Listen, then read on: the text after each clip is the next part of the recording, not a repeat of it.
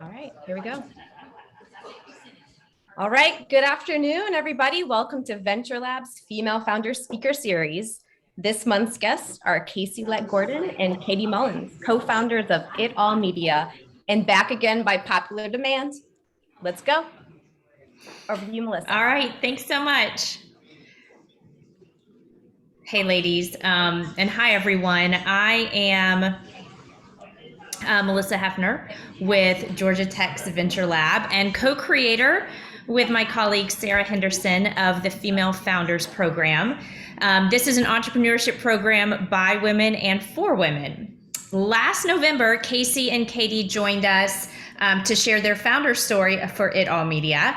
And we had so much to talk about. I think I only made it through about half of my questions. So they're back today to share more about their mission, about the stories that they're hearing, and as we begin to redefine what it means to have it all. So thanks so much for coming back to chat with us. And you are coming live from the Goody Nation event today. Yes. Talk about multitasking and being in demand. It is after 2 years of being cooped up in our respective houses, which we'll get into, that are very close to each other. I didn't even know how to put on like real pants and makeup this morning. So yeah, it feels so good just to be out in the world and with other founders, and so thrilled. Meeting all the people today. Well, good. I'd love a debrief afterward as to how the event went today. You got it. So yeah, very excited to talk to you. Okay, so I want to start off first from when you had this, light bulb idea of doing It All Media to what it sort of, morphed into to today. How has your brainchild changed? What's different between end of last summer, beginning of the fall 2020 to how things sit now, spring of 2022? Yeah, you want to lead off? Yes. Okay, so we were, Melissa shared some of these questions before, and at first we were like, how has it changed? And then we thought, nah, screw it, it hasn't changed. If anything, we sat down in January 2021. So the podcast started, then I called Katie and I'm like, hey, we're on to something. She came from the social impact world, and I'm like, this is bigger. I had, long shot dreams from little Kacie of being like Oprah size, but those were tucked away for a while. Then we sit down in January, we did a founders retreat, which I think really resonated with a lot of the women on our last session about what does it look like to build a partnership just beyond legal. And we mapped it out. We had at the very back of our agenda, because why not have a very formal agenda, a picture of Disney's empire, like literally the map that Walt built that said, like, here's our entertainment, here's our parks, here's our hotels, here's our real estate. And we put ours beside it and we call it the Disney map. And we saw ourselves being big. Like that's what inspiring to us about this, not just being like, there's a lot of great content out there, but it wasn't the same movement that we saw. And then I would say what changed, and Katie, feel free to jump in, but as we started to talk to people, we realized that other people have a lot of fear when you have a really, really, really big movement dream and they wanted to make it smaller. They're like, wait, you guys just need to do like a membership, or like, oh my God, what if we did a digital course? And we're like, that's great. And that could be a component, but that's not us. And so I would say the only thing that ebbed and flowed is when we met with you last November, I think we stutter-stepped a bit because we were hearing so much feedback. And, the thing that we then realized after our session is we took revenue off the table. Giant asterisk, that's a huge position of privilege, and one that we've been very intentional about the other work we do to fund this. But we said, what would happen if our only mission was to create the best damn content out there so that we could have the bigger thing? That was the biggest, I think, pivot, is realizing that we couldn't make ourselves smaller because it wasn't true to what we actually want to build. So we are back to to Disney. Yeah. And happy to share more. Yeah, I think too, both of us sitting down at that table last January, that we wanted this to be our last job. I think that is when we decided, okay, so if we want this to last forever, we can't rush it. and we can't do the quick grab. So I think as we've gone along on this journey, we've definitely fine-tuned our vision. We've unlearned a lot, just listening, to other people. And I think we've taken a couple like side roads only to come back to who we are, and trying to dream really big. So I want to grab onto what you just said about if you want this to last forever, you can't rush it. So that's something that we talk a lot with our founders. And sort of what did you have to decide you couldn't rush so that you could grow in a way that was sustainable indefinitely? I think for us, it's just about being really intentional about how we're building our community, who we partner with. I think there was kind of a knee-jerk reaction early days, almost for the revenue grab, because revenue is validating. And so it was like, basically, so how are you guys making money? I can't tell you how many times we have been asked that question or still asked that question. My single most triggering question as a former head of sales / performer people pleaser. Yes. So but I think like over time we've seen the podcast grow organically and through word of mouth and working with our network. If we can get in front of women, particularly women that are within our audience, they're like, yes, more of that. And then trusting that the right partnerships and the right people. We've been really focused lately on the who, not how. And so I think for us, that's been very intentional in choosing partnerships. And as soon as we've let go of revenue, all the right things started coming into our space. Yeah. And I recognize that sounds like a little like woo woo and like, yeah, that's nice, but how are we paying the bills? Yeah. Like, let us be very clear. We both have contract jobs that we've built out of like, how can we use our very best skill sets that we can charge either a premium amount or get access to a network that allows us to do this work. So we have been very deliberate on the kind of work we're doing that allows us to put our magic. When Katie says who, not how, we are best in the world at getting women to open up and tell vulnerable stories and creating those real and proverbial safe spaces. When we say who, not how, it's like, how might we do X? It then is being comfortable to say and trusting that we don't have to have the answers between the two of us. We are only two people, but who are the women and the individuals that we can say that to? And wouldn't you know, every time we do, somebody raises their hand and says, oh yeah, I got you. I know this person, or I'm able to do that. We can trade services. And so I think that it's been, when we talk about unlearning, that's not the way it works in corporate. Like, right, the minute you expose a vulnerability that then can prevent you from moving forward, it can then create a liability. But in this, when we talk about that honesty in a partnership, and the thing I don't think we could rush is Katie and I are best friends of 11 years. We have only lived together in day-to-day lives, one of those prior to now. So when we came back together, how do you build a partnership that understands the other person's strengths, way of working, what we're bringing to the table, our insecurities, all of that? That takes time to breathe. And I would say January of this year is when we fell into lockstep, and we're seeing this very fluidity of leaning into our respective strengths in a very unspoken way. And so we met a creative founder, someone that's not necessarily in the tech space, which is super, especially here in Atlanta, which you're most commonly seeing. She was in the media space, and she said it takes 18 months to really hit your momentum with your audience, like a content audience. And that's where we're at. And so that was like a great validator to be like, we're right where we're supposed to be. And I think, trust, easier said than done, but women are magic at intuition. And so we've just been, doubling down on that. So it's fascinating to me. It made me, it sort of took my breath away, and I'm sure it gave you some sleepless nights when you decided that you were going to let go of that revenue aspect of it, right? So because so many of us see success linked directly to number of customers, number of users, right? And then that bottom line. What are you setting for yourself as metrics that you want to hit, and ways that you will know that you are getting to the goals that you're trying to ultimately? Like, what have you put in place in lieu of the revenue and the numbers and all of that? So I actually think it was right around the time that we spoke with you all last year that we had a reframe, that we weren't just like artists, business we did a women's CEO group, and everybody was like, we're hardcore business. And we were like, you know what? We're artists with a business, not a business that does art. Yeah. And Nice. that was Okay. powerful. Yes. An important distinction, right? Yes. Yeah. And I think for us, that's when we kind of sat down and said, you know, what is this? Like the first year for us was foundational. We were building our partnership. We were learning each other. We were learning our strengths. And we're trying to kind of figure out what exactly is this? And I think 2 products actually came into play that we didn't even realize were products at the first, at the start. And that's storytelling and conversations. Those are our superpowers. And so when we realized, I think in January, we actually put language around that. So we decided year 1 was foundational. It was part of our, build the partnership, build all of our strengths there, learn to communicate. Second year was about building community.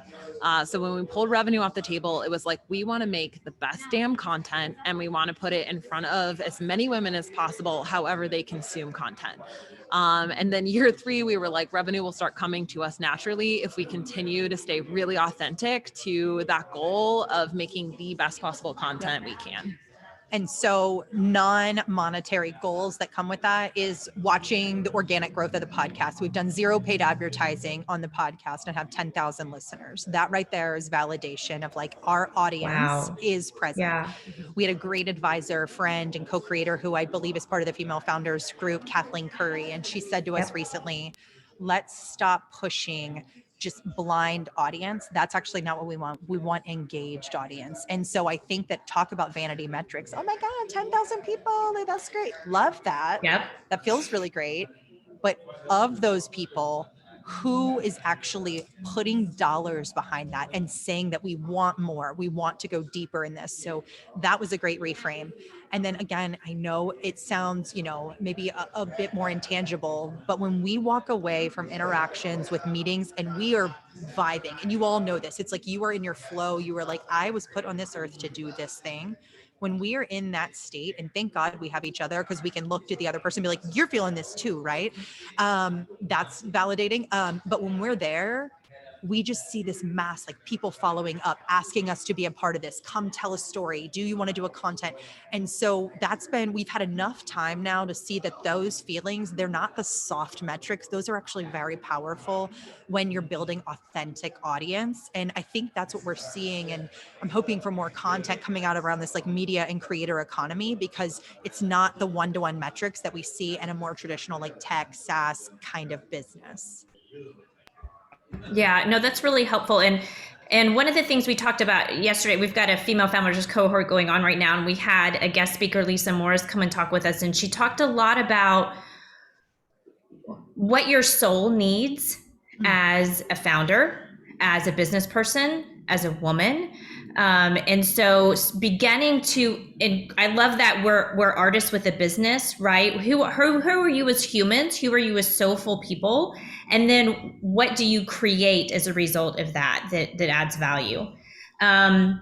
Okay, so I would say like maybe it was summer before we talked, you guys actually, before you'd put revenue off the table, you had decided to go and pitch to investors. And I think I saw some social media content about it. So tell us what led you to that place, what that experience was like, and then how you walked out of that room, and what you learned from it. Because I know we think as founders, a great idea, do some work on it, go and pitch it to folks, and it blows up. Well, you did part of that, but then it sounds like you walked away. So what can we learn from you? Well, I think that when we hear about people, individuals leaving the stable option, we'll say corporate America, to go start a company, we often start at like, and then I founded a company. And it's like, well, what happened before we did that? I want to be very clear. Financial security, thank you, therapy, I know, is one of my top 3 fears. And the ability to know that I have that secured and taken care of. So for 3 years, I had a calling. I felt like I'm an entrepreneur without the idea. I knew that I wanted to do something with women. But in sitting in that space, I started to ask myself, what has to be true for me to show up in my power in a secure mindset so that I give myself the space to build a business? That to me was how much I needed in savings, how much I needed to give to my kids' college fund, how much I needed to be able to contribute to my household, because those are Kacie needed things. Those are not true for everyone, but talk about define, create, own. When we talk about building our all, defining that. So this was a 3-year exit strategy. And I just think it's very important to talk about that. I dabbled in things that would let me see if I liked the the content of this, but it was not done of just like, let's just like fuck it up, F it all, like jump, like sorry. um, that, but like, pull that ripcord, like that is, I just think it's important to say, and the same thing, that's coming from a partnered, I'm in a marriage, I have a daughter. I think it's important to also touch on Katie's story as somebody who's doesn't have a family to consider in that. And what were some of those things? And then that leads us to the investor conversation. But I think this is an important part of the entrepreneur journey. Yeah. And again, because I don't have a family, my risks are different. My biggest concern was healthcare. Just coming out of, working in nonprofit industry for the last 10 years, like there was a lot of security blankets that you lose there, your 401k, Roth IRA, like all the good financial planning. And we're like, oh, I hope this, hope in the future this is fine. Fingers So crossed. yeah, the risk is a little bit on the front end. Again, though, being really strategic in the contract. So I picked up contracts straight away when I knew that we were going to do this to help fund, just being able to afford for where I live, afford my healthcare, how much, and like Kacie and I were super open about that. I was like, I need to make this much money a month in order to like one, seed business, to support myself. And so we've been very open, I think, about that from go. But as I mentioned earlier, we're at the Goody Nation event today, and I am their interim chief marketing officer. And working with founders in this capacity has been not only a support network for me, it's helped me integrate into Atlanta. And I have learned so much, and it's been beneficial to our business as well, this network. So again, that was super strategic.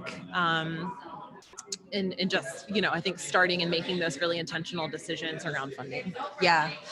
So coming out of the gates, I see somebody asked about Goody Nation. Just a quick plug, they're a social impact accelerator. They believe in accelerating the connection in relationships. So therefore, traditionally underrepresented founders, that can be Black and brown founders, women, social impact. So definitely check them out. Katie works with them as the CMO. I work with them in advisory capacity. I know Melissa and Sarah and Leah probably all are very well versed in that, but definitely recommend for anybody on the call to check out. When it came to investment, we started building this, right? We knew that we had this podcast, we had an audience there, but when you start thinking of what you actually want to go build, it's like, well, damn, that takes money. How are we going to do that? Right? We're supporting our lifestyles, but we're not able to reach. So we started thinking, what has to be true to get other team members? What has to be true to like build out some sort of like paid community? We're asking all these questions, and we started having preliminary investor conversations. More just trying to learn about the space. And it was mostly women that said to us, I wouldn't go that route, because one, and Katie's been so great at this, she's like, this is our like creative, like life's work, in lack of better. And that's not everybody's company. Some companies it's like, damn, that's a really good spot in the market, and I want to build this, and I'm cool with taking investments, I want to get out. That's not our why. So I think that one, recognizing that all founding relationships and entrepreneurship journeys are not the same. Mm-hmm. So what is the essence of the business? For us, if we had all the money in the world and you said, Katie, what do you want to do? We'd be like, we want to sit around with women to help them realize that they are capable of anything. Cool. Like, let's do that for the rest of our lives in our business.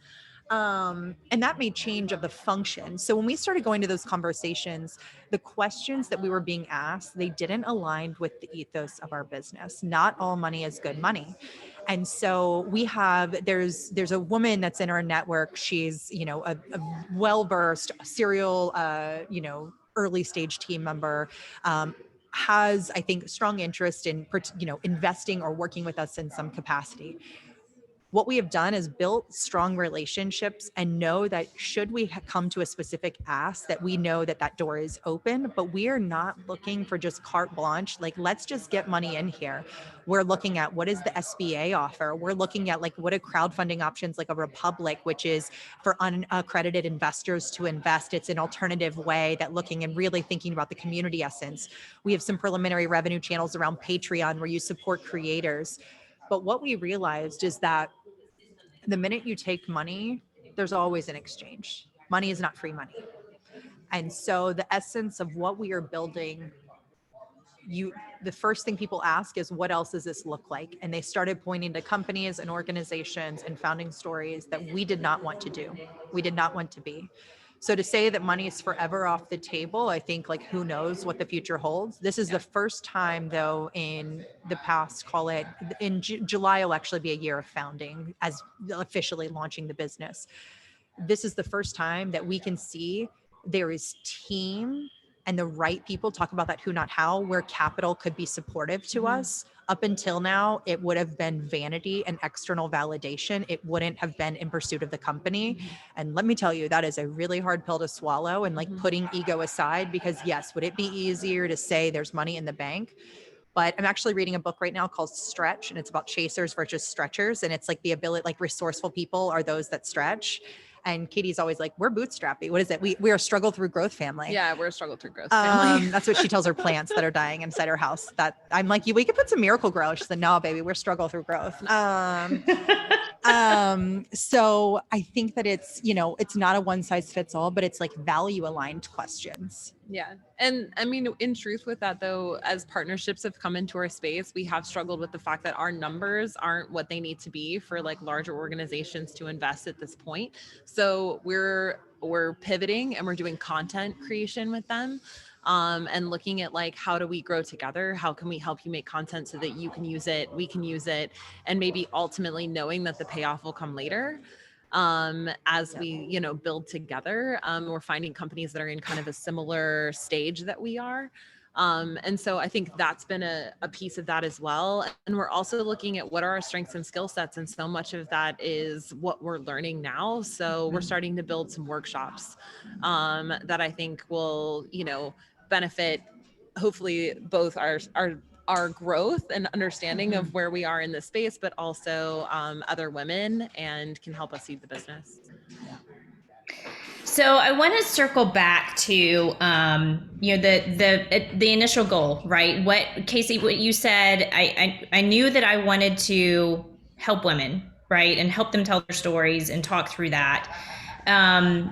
So you wanted to talk. You started with the goal of 100 women. How many women have you talked to date? So we actually started, this was supposed to be like a side project to like basically be therapeutic while I looked for my next job. I was supposed to take 12 weeks off and I took 6 days off. So I don't recommend that. I do recommend taking appropriate time off, but when something calls to you, you answer, when your destiny calls. But my goal was, I was like, what if I could tell 10 stories? And then it was 100 in a week. People had a backlog of like, oh my God, you need to meet a friend, my sister, my mom, myself. And that was like, if you think about the desirability, feasibility, viability, like that triangle, former consultant here. For business model canvas instructor right here. Like everybody on this call has probably heard us talk about desirability, feasibility, viability. Yep. And desirability, like that's a really powerful thing. When people want something, I would argue the other two seem to fall in place a little bit more, don't they? Yeah. And there are media companies in the world. So somebody somewhere knows how to make money. Like who, not how, we'll figure that out.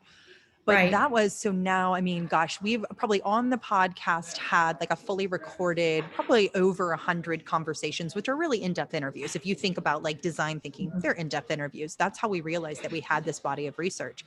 Offline, probably close to 1,000. I mean, it's like we're meeting new women weekly. Yeah. And we talk to them. We just say, my founding story of this FIA moment. We talk about Katie having her own experiences, what we call more of an FIA mindset. I'm learning from her. And then we open the floor, and 10 out of 10 times, 11 out of 10 times, because not only do they tell us their story, they tell us that we have to hear somebody else's. And so that's where we just keep going back to, it's really easy to get caught into the minutia of like, is it this workshop or this partnership? And about probably once every 2 weeks, one of us has to pull it back and say, we are on this earth to build systems where women and other people are represented as equal and valued architects, not just at the table because it feels good and like diversity somewhere said it, but valued because we checks the offer boxes. something that is really game changing. And when we think about, and we get the text message, we're the first call that the people on our guest have. They're like, girl, had an FIA moment, quit my job. We're like, oh my God, what'd your family say? They were like, you were our first call. We're like, I haven't even told them yet. and so I think it's like, we haven't known how to, it didn't feel productizable at first. We're like, we just like to have conversations. And then Katie was like, conversations and stories, that's a product. Let's go productize that. And so I think it's been overcoming some of our own limiting beliefs of just what we've been exposed to. And as we've started to ask that question, who, not how, our creative and entertainment and media network has grown, and the people who so quickly get it. So I think that's the thing that, when I talk to any startup founders, especially women, we're so quick to say we don't know and we have to go search for this answer elsewhere. You do know. Just quiet yourself and listen. And you're a resourceful, amazing problem solver. Like, this is not the worst and hardest thing you've ever done. And so you can begin to ask really empowered questions and get there. And the loudest voices or the ones closest to you may not be the right one. So if something is not feeling organic and you're not showing up in your power, that's not the voice for you. Feminine energy, trust your intuition. Yeah. With Sarah's asking a great question in chat, and I want to know too. With all of these stories that you hear, how do you decide which ones get told? Honestly, I think a lot of it was originally just like in our network. They were people that were coming to us, and then as we've grown, the real answer is anybody that would get on a mic. Yeah. Okay, then yeah, sure. Yeah. And that are like willing, but I think it's interesting like how that network has grown. And I think now like people who are really aligned as we've pitched more and gotten our origin story out there, I think a lot of women that have come into our space are like, oh, I have that story to tell. And how hard was it to find women who were willing, right? Because there is this idea of, I'm going to have to get vulnerable with you, and I might like you and I might know you and I trust you, but you are recording me for all of eternity. I tell Kacie constantly that we are a PR nightmare, like someone who has like worked in PR for a long time. Like I am like, we take everyone off their message map. And it is interesting. That's true. Because when we do get like best-selling authors, sometimes like on the podcast or what have you, they are a little bit more buttoned up because they have a story, very specific story they're telling. Whereas like we're very intentional about choosing like real women living real lives. And I think for us, it is about that vulnerability, but we do a pre-call a lot before we do a recording, and it's almost like an I'll go first. And we open up that vulnerability. And I think if many women who have been on the podcast have also listened to the podcast at this point, and so they kind of know like what the tone is that we're setting. Yeah. And, I say that a bit facetiously. At the beginning, we would take anybody, and that's true. Like right at the beginning. Now we've had some really amazing women that, they are amazing still, but like we've admired, and we get to have those calls with them. And when someone says to me like, yeah, I've never had an FIA moment, I think like, wow, either like that's not true, or like you don't resonate with what we have to say. And so that's been a lesson learned, is we had really reached for a couple of powerful names, leverage our network to get introductions or got in front of them. And to hear them say like, what you're doing is great, but it doesn't resonate with me. We have to walk away from the perceived audience or clout, because it's not authentic. And so the biggest filter is, are you willing to go there? Everybody likes to tell the story of like, oh my God, I had a breakdown, but look at me now. I'm like doing amazing. And it's like, okay, I need to know when you were on the floor crying, how did you get through that? Because that's me. That's me. Yeah. And I think that's all of us, whether or not we talk about it. That's the differentiator, right? It is all of us. And Katie does a great job of framing it like, when you go to a networking event, it's a little anxiety inducing because you're like, I got to bring my best self. This is my one time to like, she's like, I don't want your networking self. Like, leave that at the door because that bores me. Like, I do not want that version. I want the version that is going to tell me. Bring your margarita night self. That's who I want. That. I love it. Yeah. Truly authentic. The real you. Yes. Hey, we're 2 minutes over time. Do you have time for me to ask you one more question? I don't want to take advantage of your break from Daily Nation. Let's do it. Okay. Let's do it. So I want to know what it's like to work with your best friend, and not only to work with your best friend, but how many steps apart are y'all's front doors? I think 10 feet. Yeah, it's really close. No, it is the best working with your best friend. Like I can't, even begin to tell you. I think that, you know, Katie and I, we've joked that we are like, you know, soulmates without the married part or romantic part, God Sure. willing, you know, give it some time. But we are like, when we met 11 years ago, it was like our lives so beautifully complemented. And the thing that I think gave us confidence to go into business together is that no matter where we were over this period of time, calling each other, one could be in the high, the other could be in the low. We were able to meet each other right where we were. Like I said, we didn't live physically in the same area or have day-to-day part of life. So that was a gamble, but it was the fact that we came together and we laid out our very worst fears and our very best hopes on the table to say, like, this friendship is sacred and nothing we're building can override that.